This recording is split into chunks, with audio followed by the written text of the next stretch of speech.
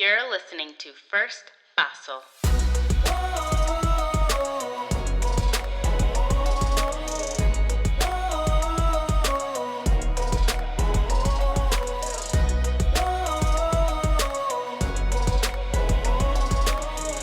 Because sometimes you simply need someone to help you take that first paso. Hello and welcome to First Paso, a show where we learn together how to take that first paso toward becoming the best versions of ourselves.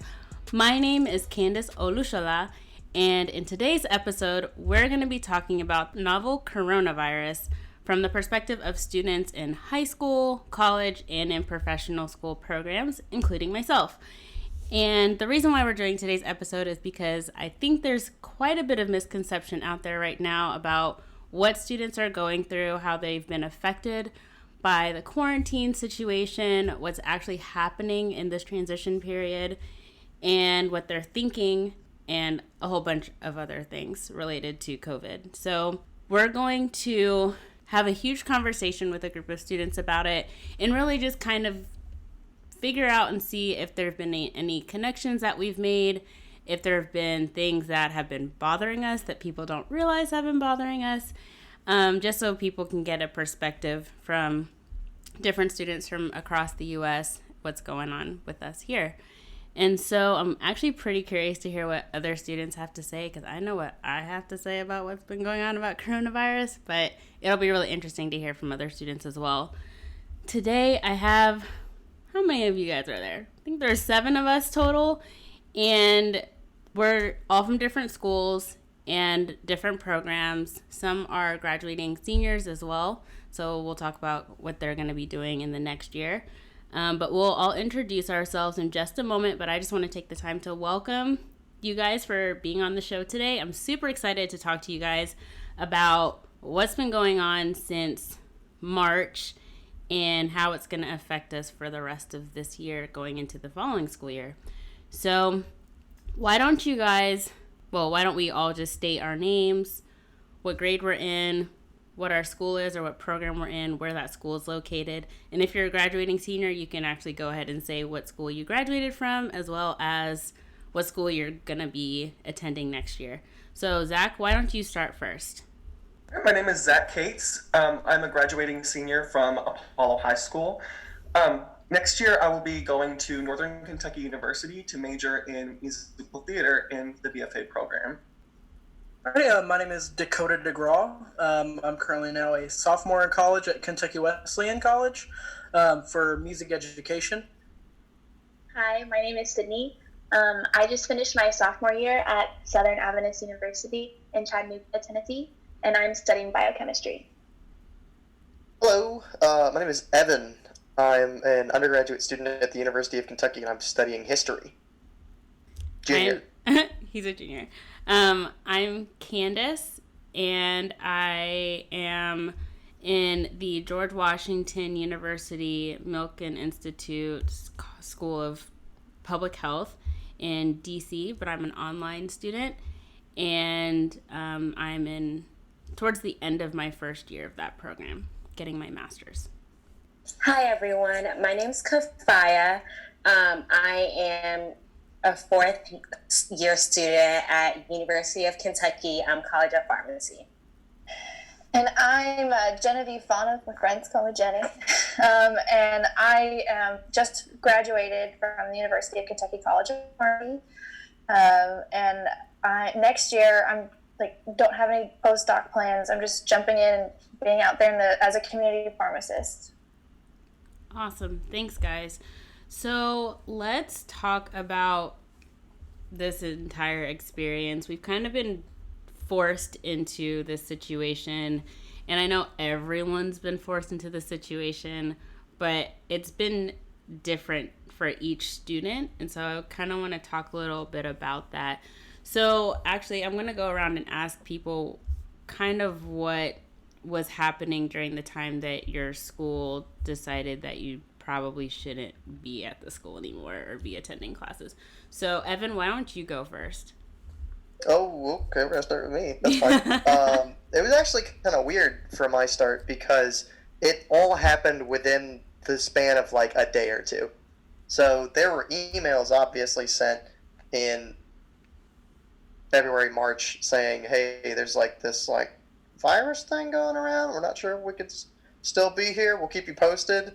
One of my professors was in class. He was the only one discussing it. He was one of my history professors. He said that we might have to envision a class online. He said, keep us posted. And then the next time we went to show up for class, he said, nope, go home. Dang.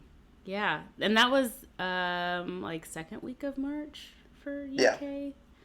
That's what I thought. And how about you, Jenny? You and Kathy, I guess, could both comment on that, but like you were on rotations. Yeah, so I think Kathy has a lot more to say on this than I do. I was on rotation at UK Hospital, and in Kentucky, those are one of the first COVID cases were coming in. I just, it was at the end of the rotation, and it was my last rotation. So it really hasn't affected me that much because essentially I just went back to work interning at the place that I work. That I think Coffee has a lot more that she can say about it because I feel like it affected her more than me. Yeah. So what was going on at the College of Pharmacy for you since you're finishing up third year? What were they discussing at that time? For me, it was kind of like on the down low. Like they didn't discuss it. We were going on spring break, and so one of our professors was like, "Oh, well, a lot of universities are closing because Indiana University was like one of the first ones to close," and he was like, "Well, they closed, and since they're so close to us, there is a chance you guys might not come back." But like that was kind of like the only thing, and so we all thought we were coming back. Nobody even said bye or anything. Like we thought we were coming back. And we got an email like in the middle of the week, like, don't come back, which I think a lot for me and my classmates that we've like had conversations, we kind of wish like they didn't keep it on the down low.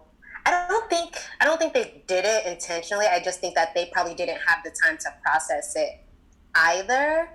But we didn't get closure. Like as fourth year or then third years, like it was probably going to be the last time we ever saw each other. So like we didn't get to say bye. My stuff is still in the building.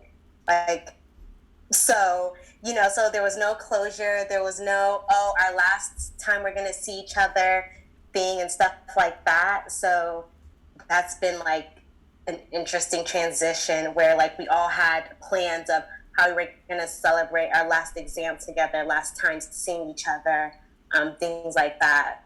But yeah, I don't know what people understand. Like you get really close in pharmacy school. Like you are in this like it's fire. You're going through fire, and that's the fact a great that she doesn't description get to of pharmacy school. Fire. So the fact that she can't say goodbye to her friends and not have that, I had that, and she didn't. That's a big deal. And celebrating your last day of classes ever. Congratulations, by the way. But like I know this pales in comparison. Too. Well, thanks. But it pales in comparison to like we can say congratulations all we want, but like not having that, going out and having a good time together with your friends. I understand you missed out a lot. Yeah. So because like I have had my last day planned since the first day I walked through that building. Like I knew exactly what I was going to do. I knew how I was going to throw my papers away. I knew what trash can it was going into. Like I knew like how I was going to do everything. Like I knew where I was going to jump. I knew where I was going to like go down on my knees and be like, God, thank you. Like I had it all planned. Like I knew exactly where, when I was going to do everything. So like, it's been interesting to like see that not happen. Oh, man. Yeah, it was just like ripped out from underneath you suddenly. It's just not like, it's not fair. Yeah, I actually just like thinking about what you just said, Kathy, because I graduated last year, so I definitely had the where am I throwing away my papers bin. I knew exactly where in front of the College of Pharmacy next to the gas station next door where I was gonna do my praise dance for the Holy Ghost. And then all those things. And then you get to say your goodbyes. You go on your rotations for a whole year. And then you come back and you get to say your like real final goodbyes with all of your classmates. So between the two of you, Kathy, you might get your graduation, but it's just going to be a little bit longer before you see them. And Jenny, you got to say goodbye last year, but now you realize that was the final goodbye, So it's just like, Yeah, it kind of sucks, but it's okay. Yeah. I mean, I also feel like, I'm sorry. No, go Coffee, sorry. I was going to say, I feel like a graduation goodbye is different because on graduation day, you don't really have time to socialize with each other. Like, I can already see my family in my face. You know what I mean? It's not the graduation goodbye per se. It's the prep week for graduation when you actually get to say goodbye. So you're doing all what forms you need to fill out before you can actually be licensed as a pharmacist or apply for your board exams. And like that whole week we're in our classrooms together again, like we had been the year prior, and it's just nostalgic, and we get to have that time then, because we know at graduation you pretty much get to just see the people who sit around you, and then everyone's just gone. So like that's the rude awakening when you come back. You're like, oh man, like this is really the last time. So I can't imagine for Jenny thinking that you were going to have that moment and then not actually getting to have it. We had a lot of the stuff on Zoom, like the reviews. The last one was the math review with Dr. Mitchell, and we all got emotional. Like, it was kind of like, I'm not crying, you're crying.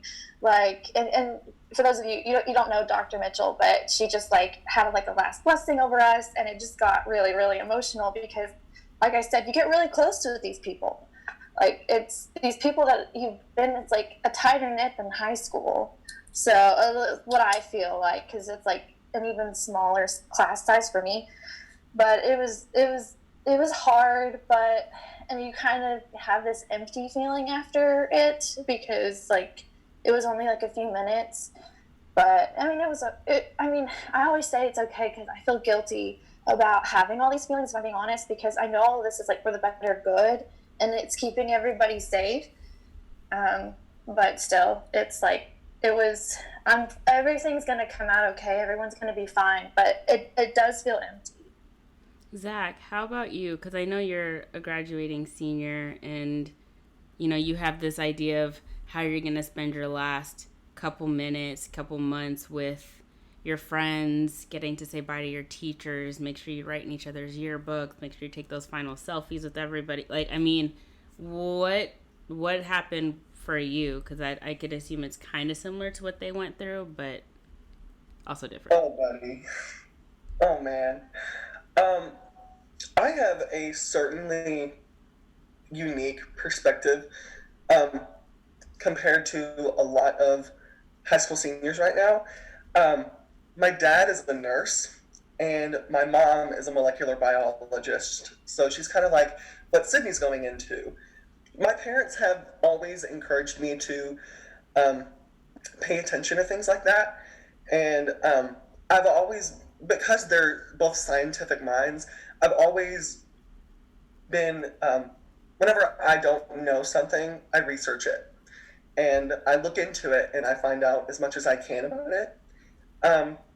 But the day that we got the news that we weren't going to be in school for the next couple weeks was literally the day before my senior musical. So I've been in the musical for all 4 years, had a lead all 4 years, and now that was just stripped away. And then I realized that, oh, well, this time kind of overlaps into prom, and then it overlapped into graduation, it overlapped into, all these different kinds of opportunities, milestones with the people that I have known since I was, 2 foot tall, So the people that I've grown up with, the people that I'm graduating, are people that have shaped me into the person that I am today. And knowing that we aren't going to have those opportunities and experiences of one of the most universal milestones in America is heartbreaking, yes, devastating, yes, but also extremely bittersweet, because us social distancing and us practicing, not gathering, us, this whole situation is for the benefit of others, and it's for the protection and ensuring the safety of the people who are vulnerable and the people who don't know that they're vulnerable. So, as a senior and as one of the first generations that has had the capability of researching and looking into things whenever we can and whenever we want to, the fact that so many people are protesting these guidelines that are put into place to protect and to protect other people, and especially considering the people who are protesting are largely a part of a margin who preach sacrifice for the benefit of others. And I think that's just very sobering. But that's my key. That's yeah. Yeah. I mean, you brought up so many good points. It's cool that you have, you having the parents that you have, you kind of can get a sense for things before other people do. Maybe mentally prepare for things too. But yeah, I can agree with you in the sense that there's a lot going on and different people are reacting to what's going on differently. And a lot of it is, encouraging. And then a lot of it is disheartening. And, you kind of just have to take it one day at a time, processing what's going on in relation to what you're personally going through with COVID and whatnot. It's just, there's just so many angles to look at this, and it's exhausting though. I'm not gonna lie. It is. But I would like to backtrack and say that I would absolutely not want to go to graduation, or I don't want to go to prom if that means that at the end of the day I'm going to be losing I don't know how many friends because of it. Yeah. It's like, it's worth the sacrifice. It's fine. It's a dance. It's like, we'll be okay. Sydney, how was it at Southern? What were they doing for you guys? Because you showed up back here real fast. Like, your parents were like, going to go get Sid, and then they came back the next day, and I was like, how did you guys do that? So what was the protocols over there? What was going on? So it was really unexpected, I think, for all of us, because the Wednesday before spring break, I was like at a coffee shop studying one night with some of my friends, and we got an email from the president of the school, and he was like, yeah, plan on coming back to school after spring break. Something really drastic is going to have to happen in Tennessee for us to cancel classes. So, like, plan on coming back. Nothing's happening. It'll all be fine. And then the Wednesday before spring break, like the very next day, I was in a conference of research presentation, and we got an email that classes were canceled for the rest of the semester. Like, we had to move to online learning, and we had to be moved out of the dorm like within a week. And so it was just really unexpected for all of us. And I took 3 lab classes this past semester. So that was really stressful, like my professors were freaking out when we got that email, because one of my classes is like, my grade is 75% based on what I do in lab. So that was like really stressful, I know, for him, trying to figure that all out. And then yeah, we just had to be moved out of the dorm so fast. And luckily, I live close enough that my parents were able to drop everything and come get me. I have a lot of friends who like had plane tickets for Thursday, and so they just had to like shove stuff in a suitcase, go home, and then put the rest of their stuff in storage until next semester. Jeez. So it was really stressful. Oh my goodness. That sounds like moving day at Southern, but like moving day in the fiery pits of hell. Like, that's what it sounds like. It just sounds so atrocious that, you know, like it happens so fast. School. No, literally, yes. It's just fire and brimstone situation. And that's difficult, especially, I know, since I'm an alumnus of Southern, you get close to the people in your department too, like whether or not you're whatever grade you're in, and to know that you just got snatched away and you didn't get to say goodbye to the seniors don't get to say bye to you, they don't really get to say bye to the professors. There's stuff that they just have to leave because it happens so fast, and it's like, when do I go back to get my stuff? How is that gonna work? That's hard. That's really hard, and it's just a whirlwind. It's a lot, and depending on your major, it can really cause some concern for what that's supposed to look like. How do you accommodate for this?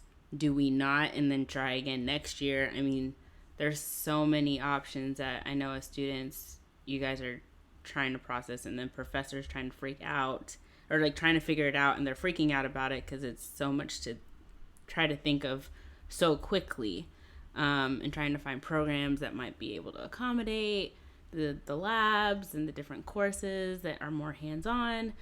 It's just a lot. And like, I think of Dakota, because Dakota, you're in a music program, and so I know a lot of performing arts people are just like, how are we supposed to do our practicums, or how are we supposed to do our lessons if it's pretty crazy. One like specific example I have of that, especially at my school, a friend of mine in my choir class, she's graduating, and she has to do I believe she's a music performance major, and she had to do like her senior like performance.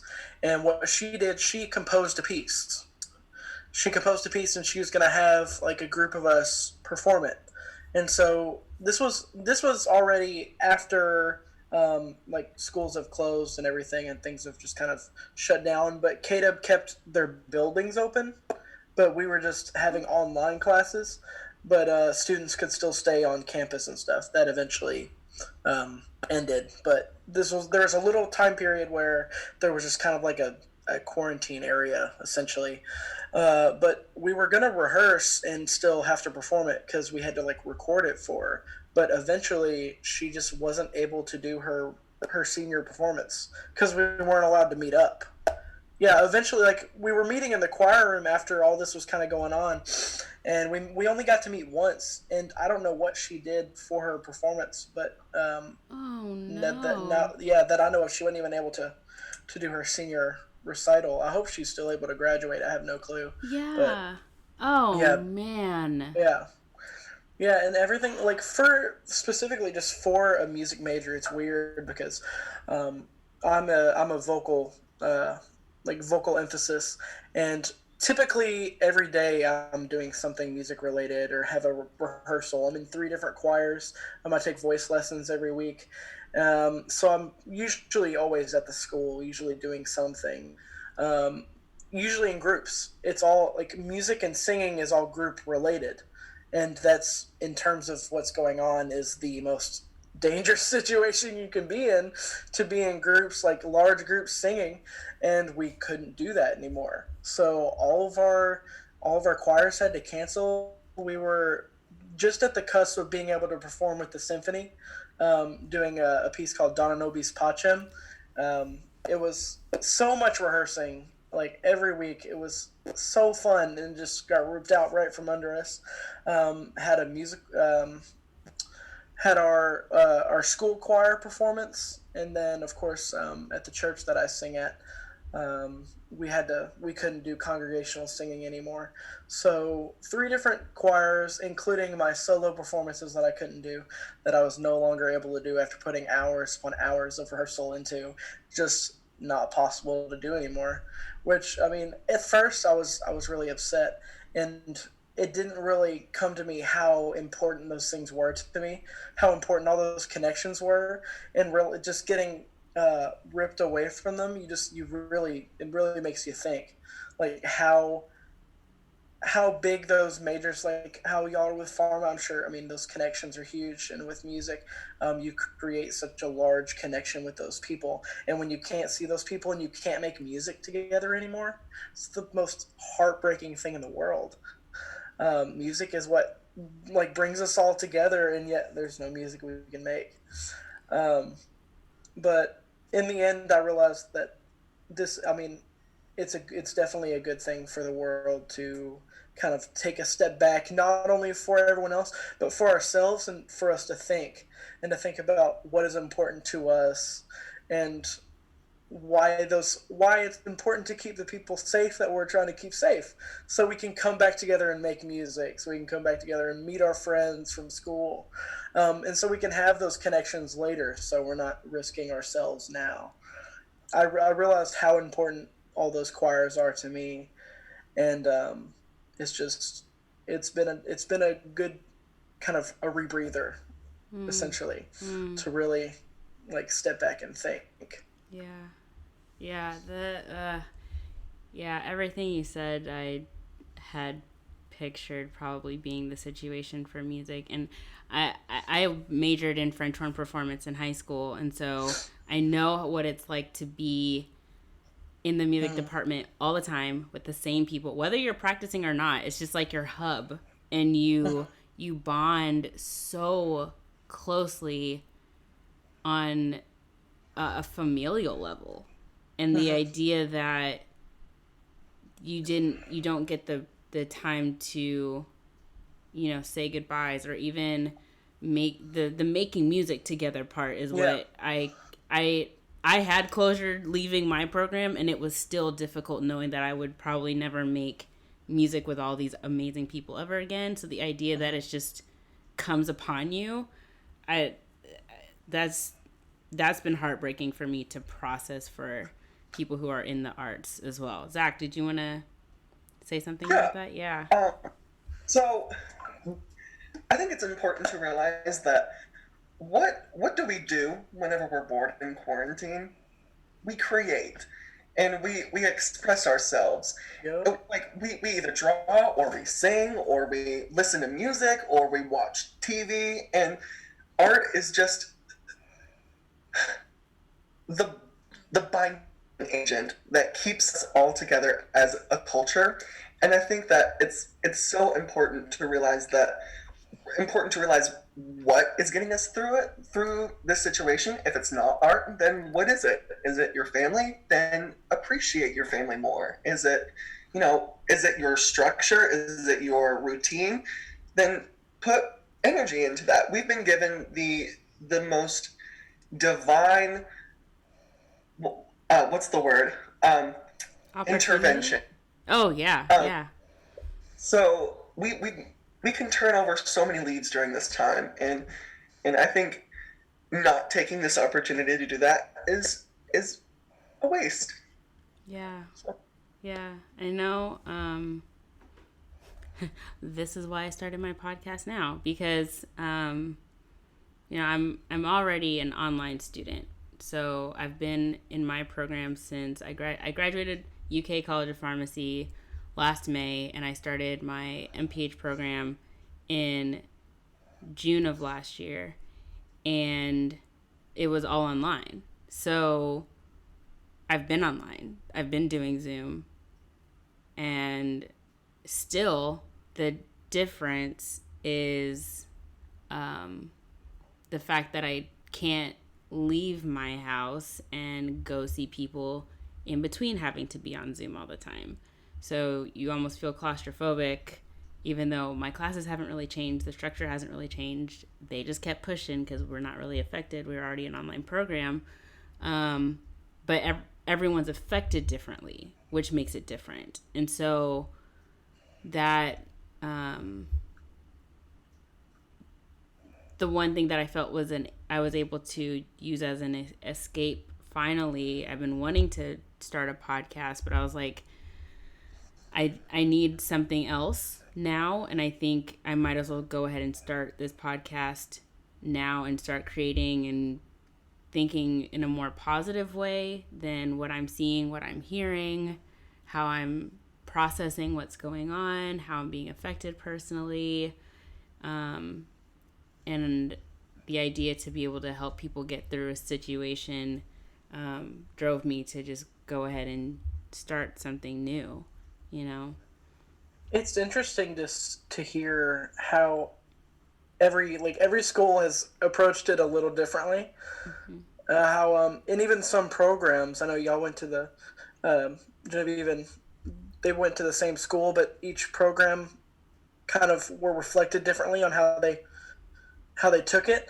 And even K-Dub was completely different than y'all were saying. I mean, we were getting, I don't know how long we were getting emails.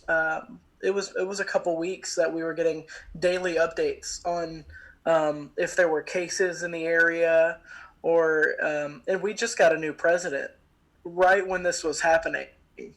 K-Dub just got a new president this semester, and him having to transition into a completely different, essentially, mindset for a president to take on, and the actions is insane. But for about 2 weeks before, or a week before, we were getting daily updates on if things were changing or if we were going to close, because all around us, schools were just shutting down left and right, and it was eventually coming. But KWC seemed very prepared and wanted people to be to know that these things were happening. And I'm fortunate, and I'm really sorry for y'all that had to just get upright cut out, essentially, of contact. But Cato kind of got a slow understanding, like, here's what's going to happen, just make sure this is most likely going to happen, read these and you'll understand.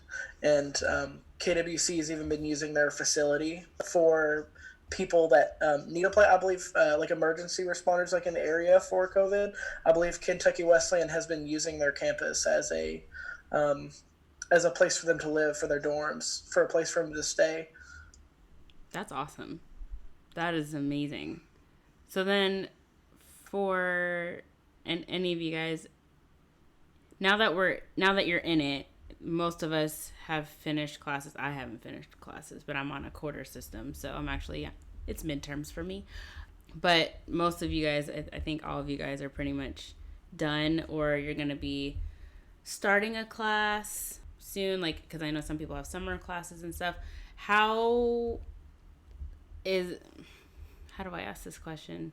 So now that you've been home, or wherever you are right now, you've been sheltering in place, whatever, the experience that you're having in relation to the experience you hear people having, are they similar? Do you feel like you have a disconnect to what's happening? It's like you understand it's happening, but like it's not really in your world. So maybe it's like, I know I'm supposed to be doing things, but I'm fine. Or have you been deeply affected by it? I can go. Do you want to go, Evan? Do you want to just calling me out here? I mean, hey, go ahead. You can talk.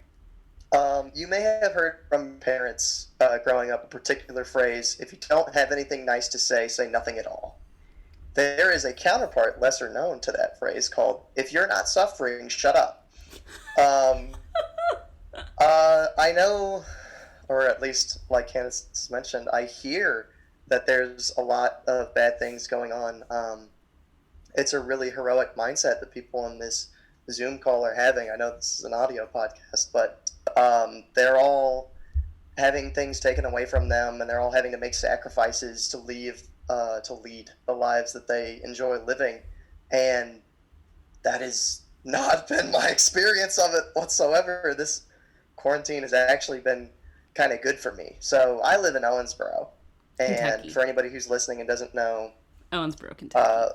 much about Kentucky, Owensboro is 3 hours away from Lexington, where the University of Kentucky is. So I have to travel to the university, and I stay there for most of the school year. And while I'm there, I don't really see my family. I don't see my friends at home. It's kind of hard on me. I've made the transition pretty well, but this quarantine gave me the excuse to come home. So I've been having a great time. I actually have had a lot of time to do art, catch up on shows that I want to watch. You can't see it because this is an audio podcast, but there is a 70-pound heavy bag back there, and I'm feeling more happy and confident in my body right now than I've ever felt because I'm at home working out all the time. I don't have to adhere to a university schedule. It's been fantastic for me, and I just feel like I'm not allowed to say anything or contribute to this subject at all because there's people out there that are really having to go through some hardship, and this has been nothing bountiful for me. I mean, like, there's nothing to be ashamed about with that. I think people just assume because people are suffering, we should just really all be suffering together. Like, everyone should feel like the world is coming to an end. Everyone should feel like the apocalypse is here. And to be honest, like, that really truly isn't everyone's story right now. For some people, they're not as affected directly. They know people maybe who are affected, or they might not know a single soul who's directly affected, and they're just like, this is bogus. I want to go back to work. I want to go do what I was doing. I don't know why I need to be home. And that's also why I even wanted to talk about this, because I wanted people to understand that really not every person is seeing this the same, is not experiencing this the same, even though we're all in it together. So that, the wide variety of perspectives is necessary for people to grasp. But like you said, I know to be respectful of the situation and not say anything that seems disingenuous or rude, knowing that other people are experiencing something differently than you are. Mm-hmm. So I also think you can be affected, but the way you handle it or take it is quite different, right? Because for me, it's been bittersweet. Yes, I didn't get to say my goodbyes. I didn't get closure. I'll probably go to the building and cry, whatnot. But at the same time, I haven't, because I work at University of Kentucky's hospital, so I was part of the people that got like furloughed and whatnot. If that's the term they're using now, I think. Oh no, but I say temporarily fired.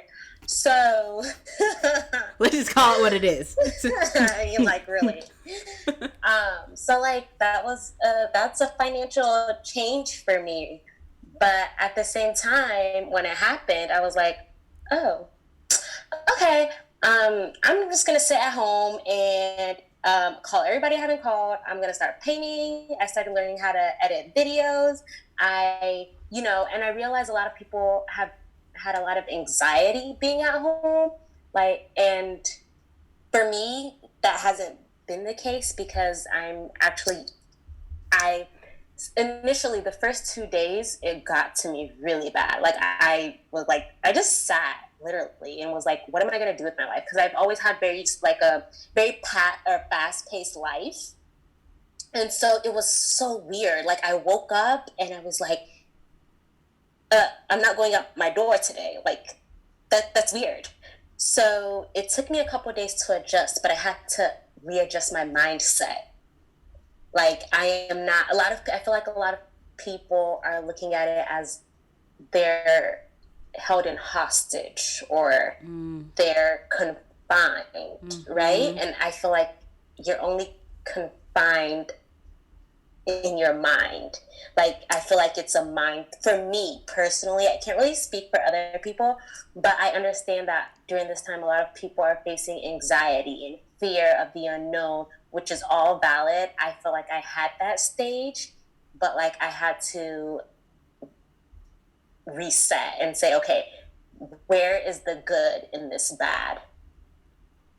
Zach? And so that's what's really helped me. So like I've taken the time to like, I've called people, I've helped friends. Like I don't write papers, I wrote papers. I didn't even know I liked painting. Apparently I do. I'm discovering myself more. I'm getting time. I get to spend time with my family because who knows, like after this, we don't know what's going to happen. So just taking it one day at a time and seeing the best in every single day as it comes. That's kind of how I dealt with it. Yeah, Zach, what were you going to say about that? I was gonna let Jenny go first, but I think you all kind of like said what I said about turning over new leaves, just a lot better way. So I think it's important to realize that if you are in your house and your fridge is stocked and you have heat right now and you have access to the internet and Netflix and all of this, you have a lot more than so many people do right now. I would lie awake, I still lie awake, thinking right now about the people who just got their support system just utterly ripped away from them. The people that relied on their teachers for a friendly face, or the people that relied on their job to get away from an abusive or toxic relationship. Not only that, but the sheer amount of propaganda right now and rhetoric inherently aimed to harm the initiatives we're taking to protect people. Like people who are protesting certain businesses, I'm not going to name any names, for being open, that are very politically charged, and people gathering in the hundreds outside of those businesses.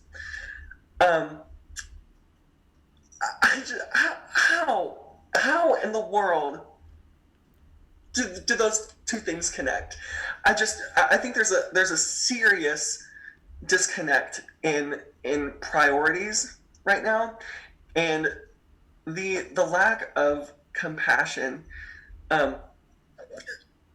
in our communities is once again sobering.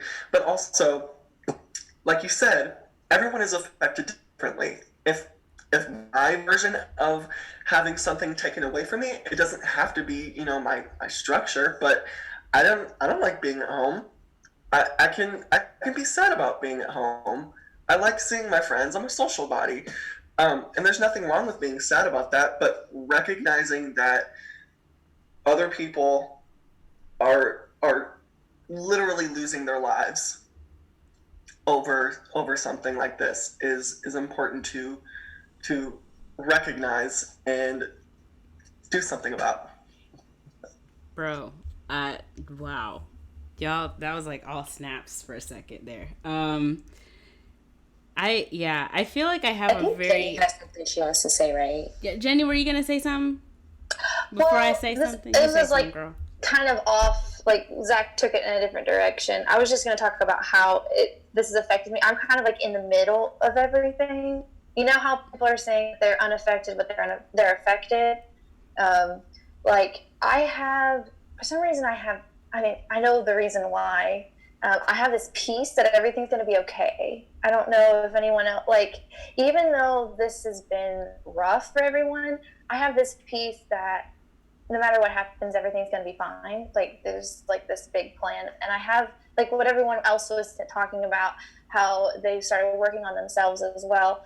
That's all good, and that's all happening with me. But then at the same time, I'm trying to get licensed right now. like worlds are like, the world is still moving, and like I have to take the Naplex.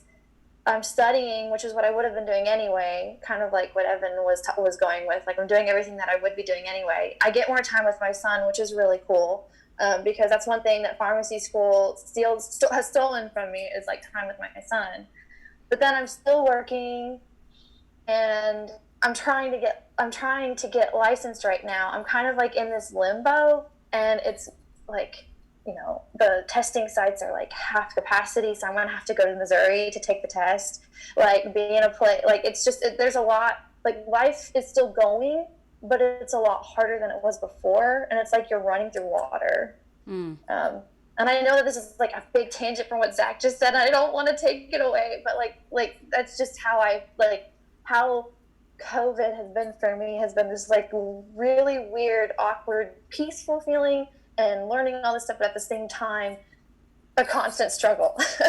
So, that's all that I really wanted to say, but kudos to Zach and that preach on the, like, I totally feel what he was saying too, so I'm sorry to take away from that speech. Yeah, literally what most of you guys have said so far about whether it's like, I feel totally fine, or there's so much going on, or I'm kind of in the middle. I feel like I've experienced that entire spectrum this entire time. Again, as an online student, the schooling part hasn't really changed. It's about the same. I'm literally in the middle of my 4th term out of 8, just trucking along. But I think as a pharmacist, but then also in the public health realm, getting my master's, I see a bunch of different aspects, and I hear a bunch of different viewpoints, and I'm experiencing a bunch of different things from different angles. So for example, I already know of people close to me who have lost multiple people to COVID within the last 2 or 3 weeks. I know people who are currently diagnosed with it, and they either have no symptoms or they have the worst symptoms, and they're fighting for their lives. I know people who are working in New York City on the front lines. I have friends who are volunteering in New York City on the front lines. I know people who are working in their profession as essential workers, in the hospital, but their hospital is not so affected. In fact, their numbers have dropped because people are scared to go to the hospital unless they have COVID. So they feel like life's actually slowed down for them in a hospital setting where you would think they'd have more business because of COVID, but it's just a weird season for them. And at the same time, I've gone through this season of, I like living by myself, but something about living by myself during COVID feels different. It's, again, my family's all in California. So my first instinct was like, maybe I should go see them or stay with them. But I was like, no, I want to be here because I'm helping church plant here, and we're still doing stuff here. We haven't stopped being a church, so I need to stay here and help with the transition to online stuff and not just flee somewhere because I don't like being by myself. And I've also had this awesome opportunity to start this podcast and talk to different people about a variety of topics and kind of get escapes every day from what I'm seeing online. And because I know so many different people from different places, having grown up and met different people, and of course with my brother, so people follow us and stuff, the spectrum of viewpoints has me wanting to throw social media in the trash. I don't know how else to say that. It's basically garbage to me at this point because I'm at peace. I feel like I'm living my best life right now, kind of like Evan. It's like I'm working out. I have a health coach. Like we're working out every week. I'm losing weight. I'm trying to look super cute when I walk out of coronavirus quarantine. You know what I'm saying? And I feel like I'm living my best life right now while also being frustrated with the life that's going on around me because of how everyone else is affected and how they're expressing how they're affected, and the expression of how people are processing what's going on, kind of like what you said, Kathy, about, you're pretty much, it's your mindset about it versus your reality, and you can kind of figure out a way to make the two work together. I think the hate is what's bothering me right now. Like, that's the frustrating part. Whether or not you're affected, whether you are or not affected, like, the idea that you can have whole conversations with people on the front lines as someone who's never seen what the front lines looks like, and tell them what they're doing is bogus, and tell them that they don't have to do this. We should all be doing whatever we want. We're being controlled by the government. Like, I mean, the audacity that people, the boldness that's coming out right now is too much to handle. And at the same time, because, again, I'm a pharmacist and I'm in public health, everyone wants to ask me questions about what's happening when I'm trying to run away from even talking about it.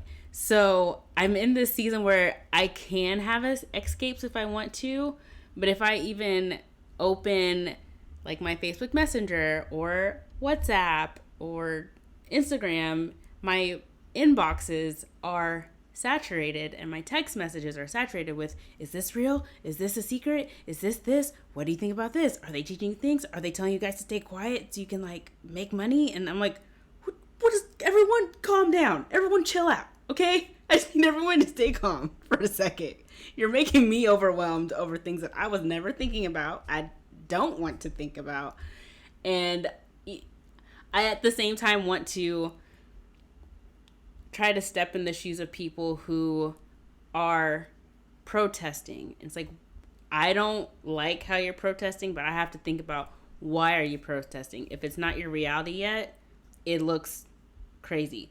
If it is your reality from the perspective of, my family is suffering financially, okay, I can ride that train with you. Not the way you're riding it, but I can be on the train with you with that. If you're trying to find childcare because you're an essential worker, but you can't because all the childcare places are closed, which is affecting you and your family and affecting your potential ability to stay in your job, I can ride that train with you. Like, there's different perspectives that I'm trying to understand without also getting overwhelmed understanding them all. But at the end of the day, I feel like I'm super happy and doing awesome things behind the scenes while everyone either feels like the world is falling apart or their life is no different. So it's just so much to take in. I don't know how you've been with it, Sid, being at home. I mean, you're with your sisters and your parents and your dog, and, how are you guys? So for me, like, I don't know, it's been stressful, but not like as stressful as I was expecting it to be. Like, so my dad is a surgeon at the University of Kentucky. So he hasn't like stopped working, and I know that he works with people that are exposed. And like, he's had people, I know like one of his techs this week just got diagnosed with corona, and he's been working with her. And like, I mean, that's like the job. So like, when you think about that, like, that's kind of stressful, but also at the same time, like, I can't do anything about it. That's his job, and he has to come home at the end of the day. And like, I mean, we do the best that we can. Like, he changes his clothes when he comes home and like takes a shower and stuff. But I feel like it's not worth like getting really stressed about, because like, it is what it is. And honestly, I'm trying to look at this time as a blessing, because last year I lived overseas. So this is the longest I've been home in over a year. because I saw my family like twice last year for like 2 weeks at a time. So it's been like a really big blessing for me to have this much time to spend with my sisters and my parents. And like the girls are growing up so fast, and I've been gone for so many big changes in their lives.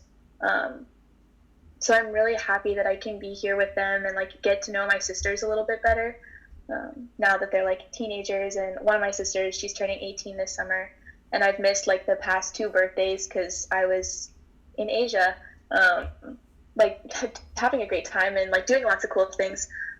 But yeah, I'm missing out on life here. So now I feel like I have an opportunity to kind of catch back up with my life here, which has been really nice. I'm pre-med, planning on seeing my MCAT next year, and I have like a lot of stuff that I was needing to do this summer for my application, and I think most of it's probably not going to be happening. I'm supposed to be in India right now, getting clinical hours, doing like clinics, and I'm here not going to India, which is sad because I really wanted to go.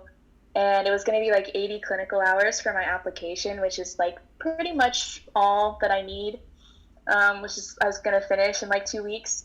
So I'm kind of stressed about getting all my application stuff done this summer. I need clinical hours and shadowing hours for people to write letters of recommendation. And since I was gone last year, I was planning on doing it all this summer so I can apply next year. So I'm kind of trying to figure that out, which is kind of stressful. But now I have a lot of time to study for the MCAT this summer, which is good, I guess. So then, have you heard from med schools? Like, have med schools started? Because I know med schools were, if you were already in med school and you had to take your board exams, the testing sites got closed until further notice and all those things. But, like, as far as applying, I don't know if they're allowing for more leniency, maybe, because everyone's kind of in this weird situation. Yeah, I think they're talking about extending the deadline because all of the MCAT dates for late March and April and May and early June dates were all canceled. So like the MCAT's kind of I have friends who are taking the MCAT in June because their test dates got canceled, and instead of it being like an 8-hour exam, it's like 5 hours, and you can start it at 6:30 in the morning or noon or 6:30 at night and test until midnight. And it's like this week they had to re-sign up for their testing schedule, and that was a disaster because the website crashed at 6 a.m. when they opened it. So everyone's kind of stressed about that. They're doing interviews online, which is weird. But I don't really know how it's going to be affecting me since I'll be applying like the next cycle. But I know like all my friends who are applying this cycle are kind of freaking out about it. Okay.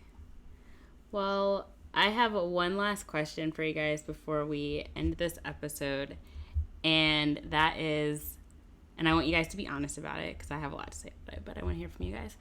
How has it been watching all of our lovely, lovely supporters, especially for those who are seniors and graduating, pointing out the things that we're missing out on, and then posting how they didn't miss out on it as if it's supposed to be, comforting? How do you feel about it? How do you feel about seeing all of our parents' prom pictures and like, this is me at graduation with my friends? And I just want to hear what you guys have to say about that. I think Zach probably has a lot to say about Take it away, Zach. Specifically for the high school stuff. Yeah. You wanna? Oh, honey. Something about just seeing every Becky on Facebook in their huge curled 80s hair, neon prom dresses, I'm sure you looked great back then.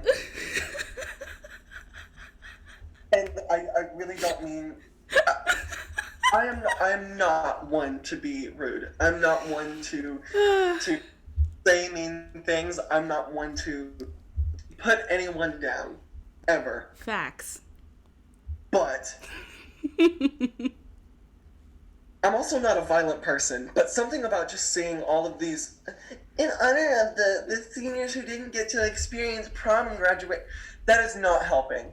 You are doing the exact opposite of encouraging us. You are literally smacking us in the face with milestones and accomplishments that you got to experience, but we don't get to experience because you are too busy protesting things that have no correlation to helping anyone whatsoever. And then you spread propaganda on your Facebook page complaining about how people are missing the point.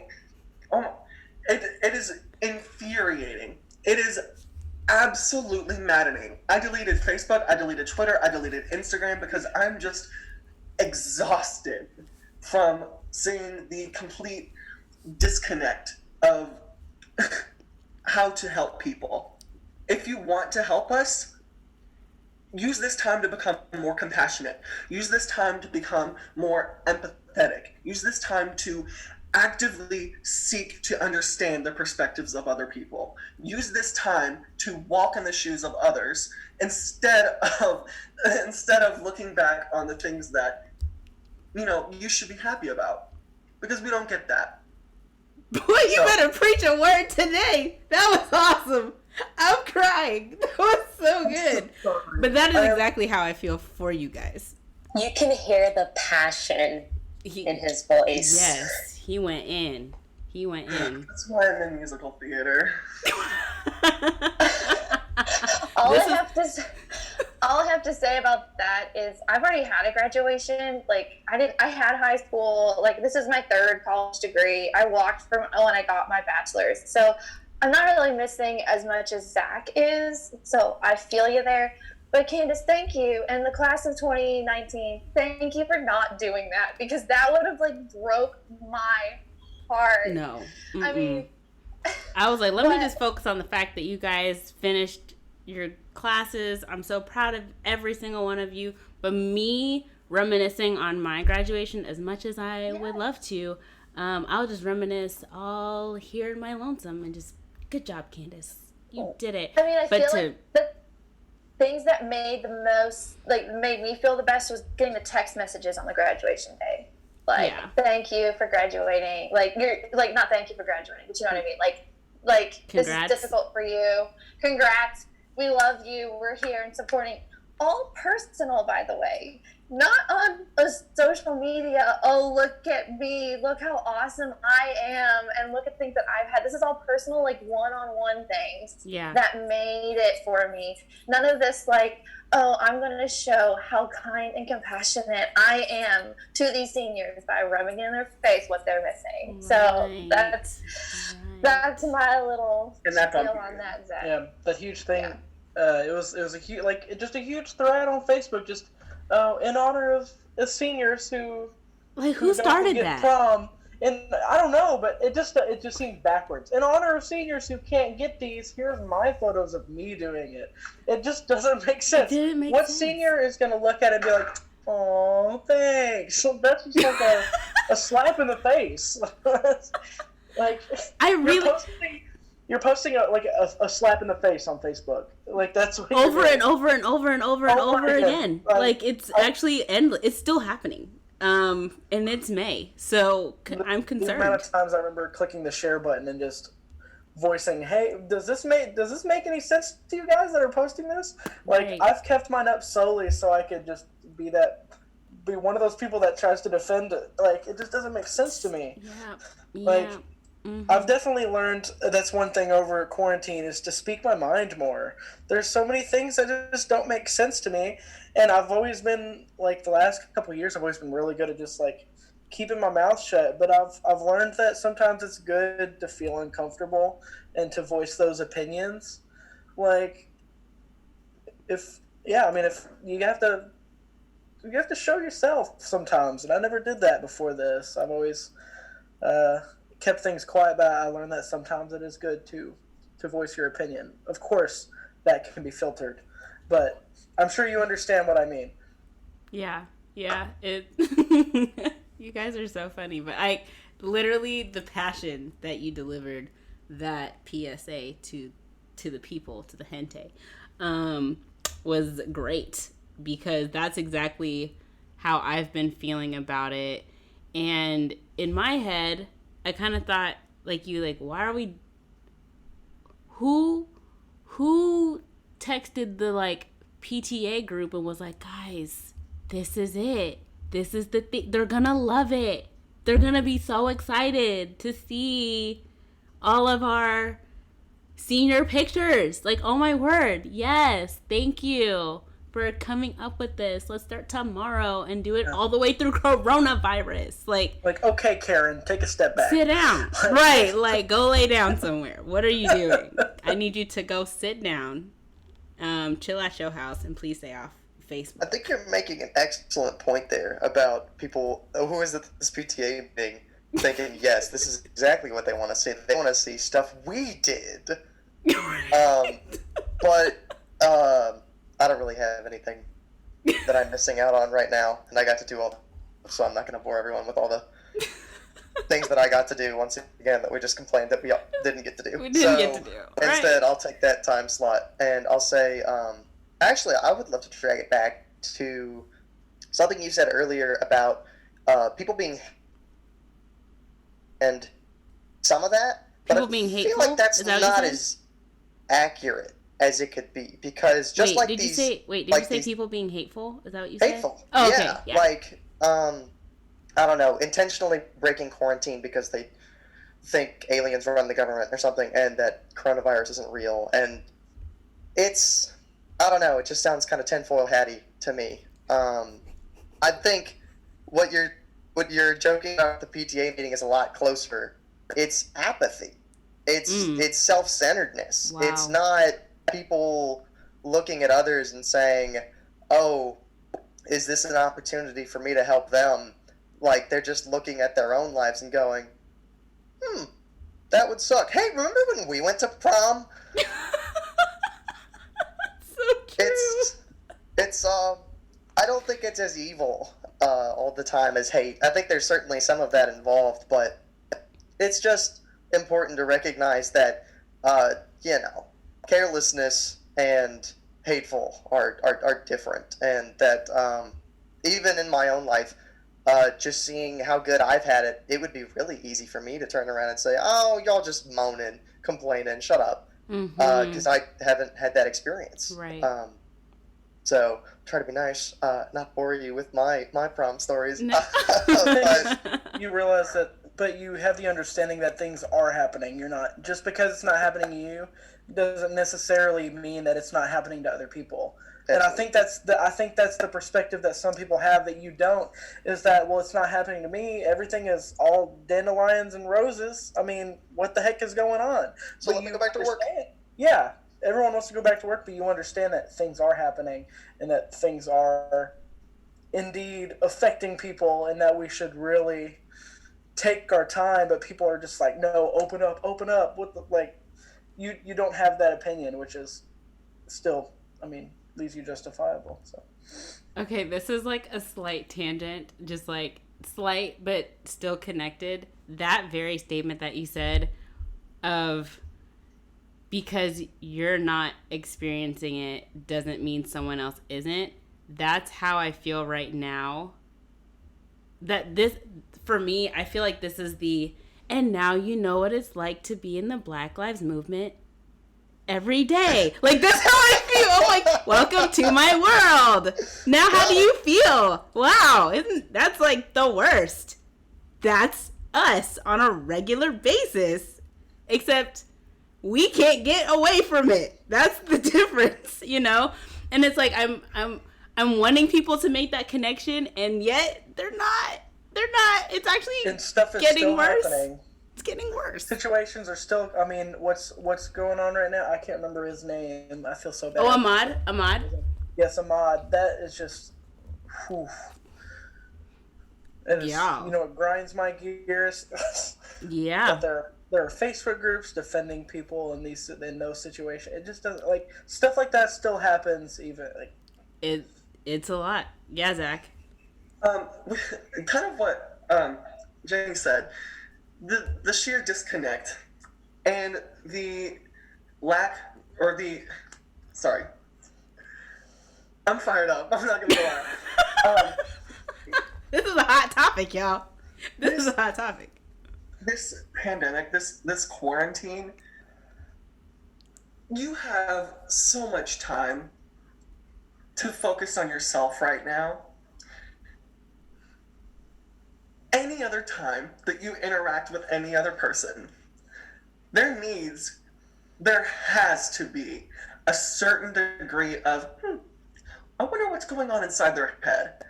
Or I wonder what led them to make that decision. Motivation, like tactic and objective. What got them into that situation? What factors of their life from their birth let them get into the situation that they're in right now? I don't understand how people can be in a big city or even in Owensboro and drive past or walk past a homeless person and not feel any sort of, like I wish I could give them. And and the fact that it's a lot of well, they probably doing drugs, or I'm not going to give them money because they'll probably spend it on drugs, instead of, wow, they don't have heat right now, they don't have a single blanket. With going back to what Evan said, the apathy, the sheer amount of apathy in America and across the world is disgusting. It's just infuriating, and it makes me lie awake at night thinking about how people can just not care about the fact that other people are suffering. Sorry, that got way away from like the whole sharing on Facebook your graduation thing, but really think about what other people are feeling. Put yourselves in their shoes before you open your mouth. Not after, before you open your mouth. Before you say a single word to the person you're speaking to, think about how your words will affect them. And I said this in the group chat, but I feel like this should be voiced in this podcast. A little empathy on no matter what side of like the aisle, no matter what position you have, a little empathy and trying to put yourself in somebody else's shoes will go a long way. Mm-hmm. It just goes a long way. And as people who are listening to this, I just hope that they take that from this. Personally, like with Candace talking about Black Lives Matter, like I have absolutely nothing, like I want to support it, but like I have nothing that I can say. Like I feel like I can't say much about it because like I haven't lived that life. Like I won't, but at the same time I want to put myself in your shoes and try the best of my ability to try to feel what that's like, and then adjust to that. Like a little empathy will go a long way, and that's just kind of like my way of like putting that little package is like, someone else is feeling something, we need to like stop, see it from their perspective, and then see if we can adjust to make it better, not just for you but for everybody. Like that's just all, a little empathy goes a long way. So yeah, it's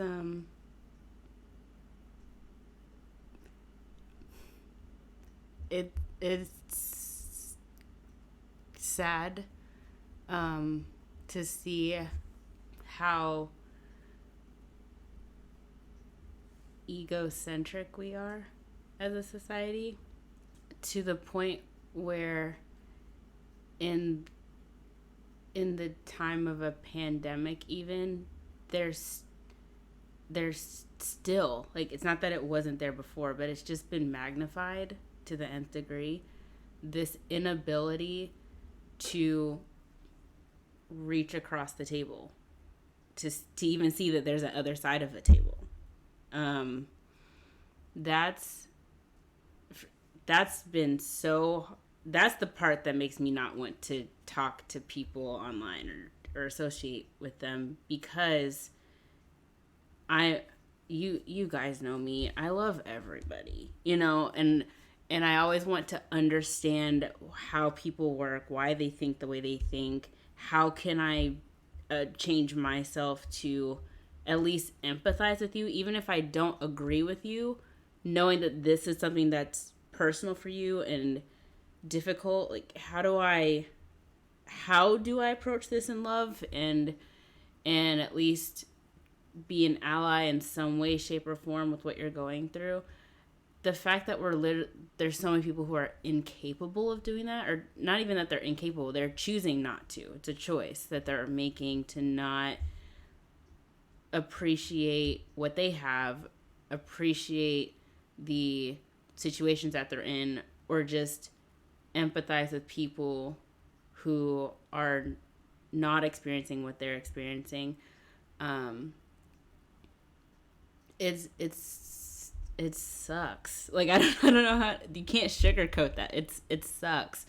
But what's so encouraging for me is to see people in our generations, millennials, Gen Z, like we are very passionate about that stuff, and I think we tend to be more attentive to trying to empathize and trying to share or show compassion to people, even if we might not understand it. We'd rather disagree and at least the delivery of the disagreement be in a kind way than disagree and then try to like suffocate you with that mindset in an overbearing way. And so it's been a lot to process, and I feel how every single person here is processing it, whether you're directly affected, not affected at all. I think we can collectively say we're seeing the same thing, this apathy, lack of compassion across the board is something that we can all at least say if anything, that's the pandemic to me. That is the pandemic across the globe right now, and it's sad. So to wrap this up, if you guys have something to say to other students who may be in your position where it's a lot to process, but at the same time not that bad, or they're having a great time, they're getting opportunities to connect with their families that they didn't have before, or they're getting to start projects that they wanted to do, or even things that you would want your teachers to know, or ways to encourage them, what would you want to say to them? How about Jenny go first? I guess to my teachers, thank you. The one thing that I saw at the very end of this whole, when all this COVID started, they did everything they could to help make sure that we were graduated on time. And I think, and I hope that they're doing that for you, Coffee. But, I just thank you for that. And then kind of like what Zach said, like he felt like he became, like when you're in high school, you're becoming someone. I became someone too in pharmacy school, and they're a big part of it. So I guess thank you to the students out there. Just hang on. Sometimes we just have to roll with the punches, but sometimes it's not like getting over the mountain. It's like the climb. It's the journey getting there, and this is going to make you a better person. Just keep pushing on, and just keep going. Keep moving forward. Cool. Sid, what about you?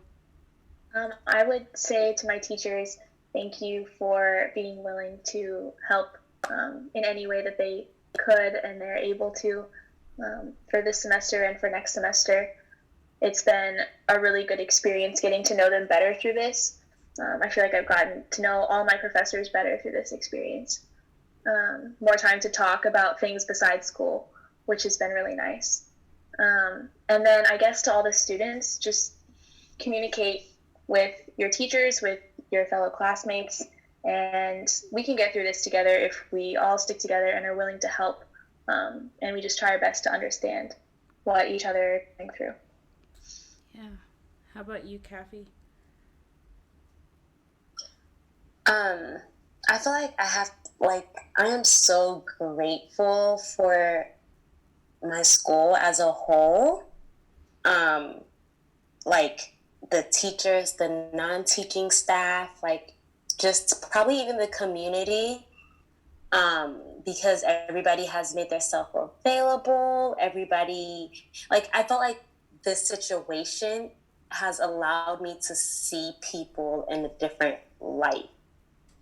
It's different from when your professor's in front of you teaching versus when they're even experiencing like this pandemic trauma with you. And you get to see that they're people too.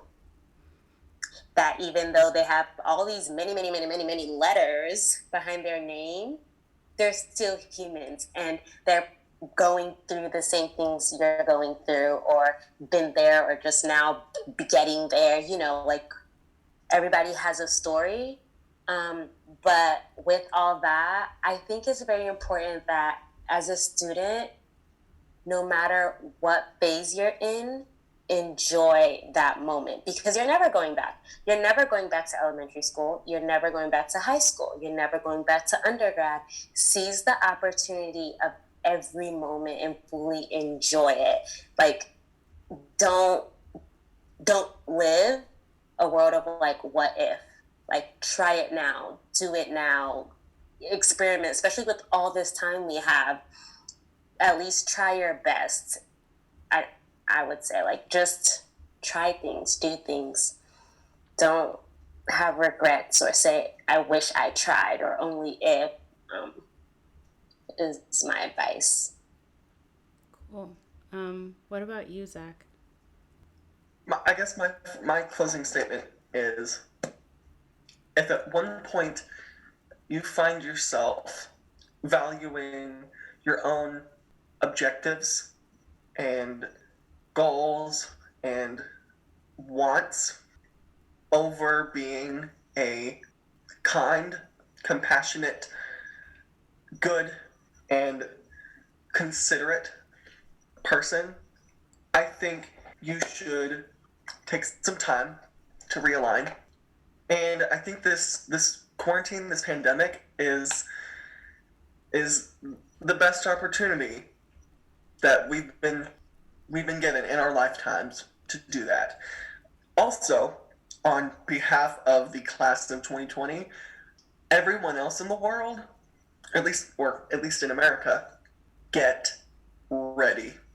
Anticipate a dramatic shift in national morale, priorities. You know, I answered a question on my economics paper. What effect will the pandemic and quarantine have on the economy if our lockdowns last much longer?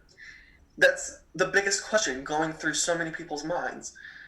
That's the only thing that so many people are worried about right now. And I answered it in all caps, in the permanent marker font, and in size like 32 point. People cannot spend money if they are dead. That's all I gotta say. Boom! Drop mic. I loved that. Thank you. I concur on that. People need to be breathing in order for there to be an economy. So let's think about that, guys. Thank you. Dakota, what about you? I guess this goes out to other people that are not necessarily in my situation, but are kind of seeing themselves left out of what they normally did. Like me, I lost all my music, so it's really given me a chance to reconnect with a lot of the other hobbies I had. Because during school, I lose out. I'm also a photographer, so I enjoy just getting out and taking photos and stuff. So since I'm not in school, it's really given me an opportunity to get back behind my camera and just go on trips and just drive by myself. He's like, let me just say, social distancing, all alone with my mask, like go on trips by myself and just drive like on a country road and just take in the scenery and just take a couple photos. It's really let me connect to some of the other hobbies that I had to put behind to really focus on my music.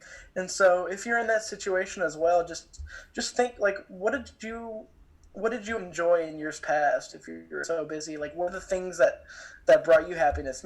Maybe you can reconnect with them for a little bit, see what it's like, and maybe it comes back into your life and you love it. It gives you a chance to learn a new instrument. There's so many things you can do. If you want to play guitar, I know Fender is doing like lessons. Like you get 3 free months of their lessons of their app. There's so many things. So many companies are putting like giving you a lot of advantages of things that you can do to expand yourself. And I think it's a great idea to either capitalize on something you already have that you weren't normally like able to do or have the time to do, or expand on something new. Why not? You have the time, go for it. Yeah, thanks, Dakota. Evan, how about you? Thanks, Boo. I think we can all agree that COVID-19 has been a bit of a downer, but this has to end eventually. Life will return to normal at some point, and my greatest fear right now is that I will go back to being the person that I was before this all started. Wow. Is an opportunity for you look at the world with fresh eyes, you know? You never know what you have until it's gone. So if you see something that you want to change, you have an opportunity to do it. Opportunity is the word here. You don't have to be a victim. You can get out there. You can continue to be this kind person. You can continue to have empathy. You've got new hobbies. You've got new interests. You've got new chances to be a better you. And we can all do it. Well, thanks, Evan. I think I would say to teachers, specifically the ones that I've had during COVID, I just thank you guys for being real. And I know a lot of my teachers work in government agencies, CDC, FDA, NIH, and you would think that they're robots who can't feel the emotions of the country or their own families and what's going on, but they're going through it too. And so I just thank you guys for being genuine with us and coming at it from almost like friends to where we can actually have those conversations in class that are beyond the public health sector, but really just personal and real. And we really appreciate that. I also want teachers to know that it's okay if you need to take a step back, because although we as students technically have more time to do a lot of things, I highly doubt you guys have any time to do anything except figure out how to teach us during this time. So if you guys really feel like, hey, can we reschedule class or something? I just need a mental break. Know that we're going to have compassion enough to work with you guys as well, just as much as you guys work with us. And I want teachers to not feel like they have to be so professional all the time. This is a different situation. It's okay to kind of let your guard down in that regard. And for students in general, I echo what everyone else has said, but I also want you guys to know that we can easily come out much stronger than we came into this. And because it's such a different experience, I feel like this is going to be our I walked to school in 6 feet of snow story. Like this could easily be that for our generation, which is actually kind of funny. But, we'll be able to see the world in a very different light. And I think if we take the opportunity to, we'll grow in our compassion and our understanding for people if we're intentional about it. And, pace yourself. Don't feel like the world is about to come to an end because what you planned on doing for your education may be slightly delayed or might look a little different, or the adjustments aren't what you ever pictured yourself doing. Take it as a way to learn how to work with the unexpected, because those are skills that you're also going to need in the future for whatever you decide to do in life. And maybe this is also a time for you to reflect on whether or not you're on the right trajectory. This might be a prime time to be like, should I still be in this major, or should I actually switch to the major I've been thinking about for a while? Or, get to explore what you are truly interested in. And it's been on my heart for a while to talk about this, but I just want to speak to those who are listening to this, and maybe what we've said is hard to listen to because you're in an unsafe situation. That's been on my heart since I'm also an elementary school teacher, and I think about my students, and not all of my students are in the best home situations, and so quarantine is not at all a bed of roses, but here we are having to do it together. For those of you who are in difficult situations and you can speak for yourself, know that you're allowed to get help during this time. I think a lot of people think that because it's COVID, you're supposed to stay at home if you don't have COVID, and you just kind of deal with whatever you're experiencing.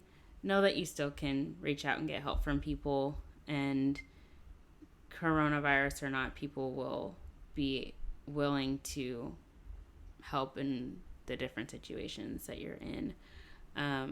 But that we're thinking about everyone, hearts and hugs and prayers, and all good vibes, whatever, to everyone during this time. It's a lot. We're all processing it differently, but I hope that this podcast helped people kind of see it in different perspectives and hear the different thoughts and feelings on how things are going, how we foresee it to be, and how we're all just taking it one day at a time. So I just want to thank you guys for doing this episode. It was really fun, and then heavy, and then really fun, and also still heavy, and everything in between. And it was really fun to do.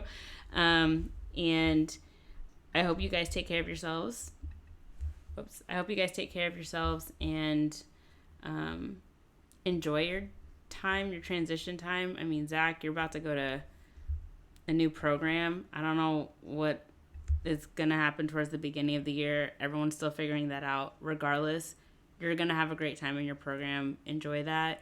Those of you who are juniors becoming seniors, enjoy that process, even though you're in quarantine. Like, the idea that you will be graduating from your program soon, enjoy that. Those of you who have already graduated and you're going into the workforce, enjoy that transition and make the most of it. And those of you who are in the middle of your program, kind of still figuring out how the rest of your schooling is going to go, also enjoy that. You guys are where you need to be. Everything's happening the way it's supposed to happen. And just take it one day at a time. Keep talking about it. Keep thinking positive, and you guys will be good. If you guys ever have questions for me, let me know. I've already been through a lot of things. I haven't been through, a lot of what you're doing during a pandemic, but I can still answer questions on life experiences in school. But yeah, I want to thank all the listeners for listening to today's episode. I'm going to put some of their social media handles in the description of this podcast if you want to reach out to them, ask them questions, talk to them about their majors, talk to them about how they're studying for exams and getting ready to fill out applications for a new program during this time. Please talk to them. They're really cool people. I know every single one of them, and they could easily give you advice based on their experiences, or at least guide you to people that they probably know who could give a better answer for them. If there are also any other topics in the future that you guys want to have discussed here, let me know on either Twitter or Facebook at First Basel. And if you've also been experiencing different things during this time of quarantining and being a student, please send those to me, and I'll read some of those things in a future episode, so that way we can all continue learning from each other and our experiences and growing together. Until next time, we will talk soon, and you guys stay awesome and keep traveling, but social distance. Dakota, I'm looking at you, bro. Okay, I'll talk to you guys soon. Bye. Bye. Bye. Love you, Candy.